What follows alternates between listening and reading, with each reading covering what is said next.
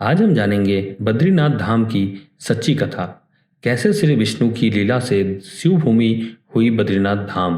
नमस्कार दोस्तों, आप सभी का स्वागत है आपके अपने चैनल सत्संग सागर पर। आपको हमारा वीडियो पसंद आए तो वीडियो को लाइक, चैनल को सब्सक्राइब जरूर कर लें। बोलो बद्री विशाल लाल की जय।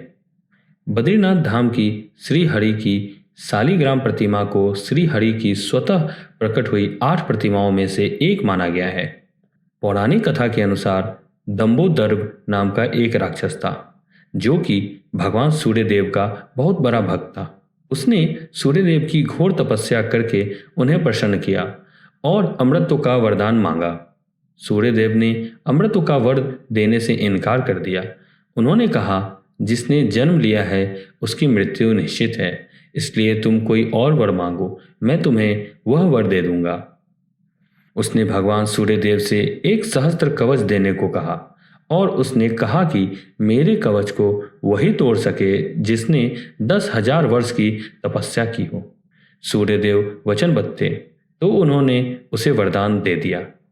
सहस्त्र कवच होने के कारण दंबोदर्भ का नाम सहस्त्र कवच पड़ गया। उसके बाद सहस्त्र कवच अपने आप को अमर समझने लगा और उसने तीनों लोकों में उत्पात मचा दिया। फिर सभी देवगण अपनी समस्या लेकर श्री नारायण भगवान विष्णु के पास गए तो भगवान विष्णु ने देवताओं को आश्वासन दिया कि मैं शीघ्र ही इसका उपचार करूंगा। फिर भगवान विष्णु आत्मचिंतन में लीन हो गए कि सहस्त्र कवच का वध कैसे किया जाए। इसके बाद उन्होंने अपने दिव्य दृष्टि से देखा कि पृथ्वी लोक के हिमालय के केदार खंड में एक स्थान है जहां एक दिन तपस्या करने का फल 10,000 वर्षों के बराबर होता है। भगवान नारायण केदार खंड गए तो वहां उन्होंने देखा कि महादेव शिव और माता पार्वती वहां पहले से ही निवास करते हैं, तो उनसे यह जगह कैसे मांगे। फिर नारायण ने एक लीला रची। वह ऋषि गंगा के समीप जाकर एक शिला में उन्होंने एक नन्हे बालक का रूप लिया और जोर जोर से रोने लगे। उस शिला को आज लीला ढूंगी के नाम से जाना जाता है। बालक की रोने की आवाज तीनों लोकों में गूंजने लगी। भगवान महादेव नारायण की लीला को समझ चुके थे, लेकिन जगत माता पार्वती ममता के अधीन होकर यह न जान पाई कि यह नारायण की लीला है। माँ पार्वती ममता से विभोर होकर भगवान शिव से कहने लगी, इस प्यारे से बालक को न जाने कौन यहाँ छोड़ गया है। मुझसे अब इसका रोना नहीं देखा जाता। अगर आपकी आज्ञा हो तो मैं बालक को देख के आ जाऊं। भगवान शिव जो नारायण भगवान की लीला को जान चुके थे और उसका आनंद ले रहे थे, फिर उन्होंने माता से कहा, जिसका बालक होगा वो स्वयं ही ले जाएगा। अगर आपको फिर भी जाना है तो आप बालक को देख के आ जाओ।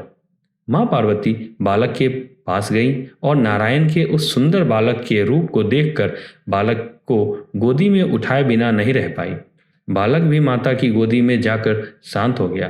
फिर माता उस बालक को अपने साथ ले गई और भगवान शिव से कहा कि इस नन्हे से बालक को मैं अपने पास यहीं रख लूं। महादेव जो नारायण की लीला को देखकर मन ही मन मुस्कुरा रहे थे, माता से बोले, रख लो पर बाद में पछताना मत। माता ने कहा, यह तो बालक है, इसको अपने साथ रखने में पछताना कैसा।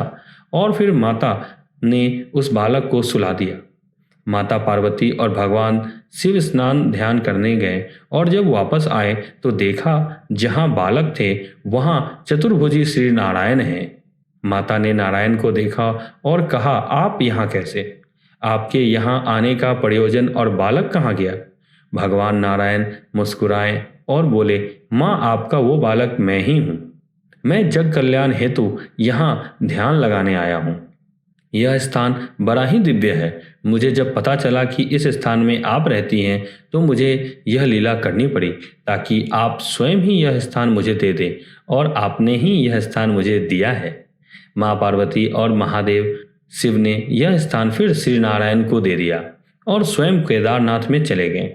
जिस स्थान से भगवान शिव और माता गए उस स्थान को आदि केदारेश्वर के नाम से जाना जाता है।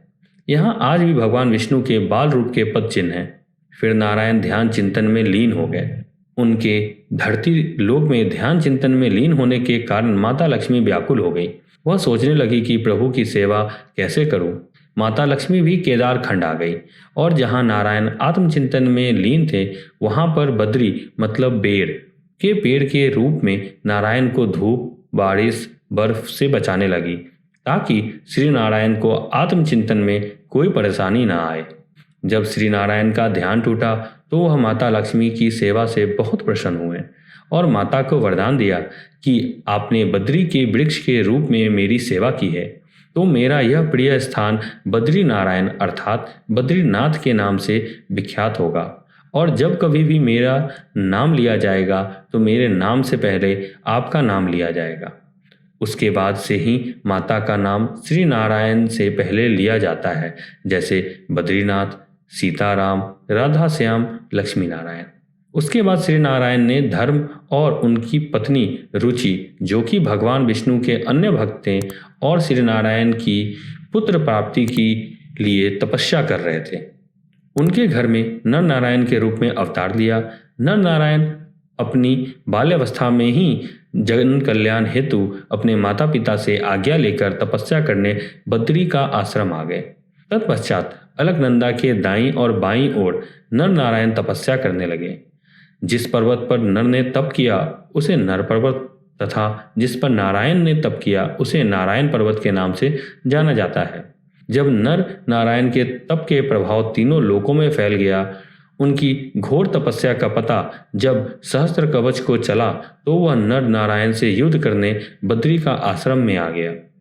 फिर पहले दिन नारायण ने युद्ध किया और सहस्त्र कवच का एक कवच तोड़ दिया। अगले दिन नारायण तप करने लगे तो नर ने उसका दूसरा कवच तोड़ दिया। फिर यही सिलसिला चलता रहा। एक दिन नर तप करते तो उस दिन नारायण लड़ते, अगले दिन नारायण तप करते तो नर लड़ते। ऐसा करते करते सहस्त्र कवच के 999 कवच तोड़ दिए। फिर सहस्त्र कवच डर के भागने लगा और उसके पीछे नर नारायण पीछा करने लगे तो वह भागकर सूर्यदेव की शरण में चला गया। सूर्यदेव ने फिर भगवान नर नारायण से विनती की कि प्रभु यह मेरी शरण में है और मेरा धर्म इसकी रक्षा करना है, तो दया करके सहस्त्र कवच को अभी छोड़ दे।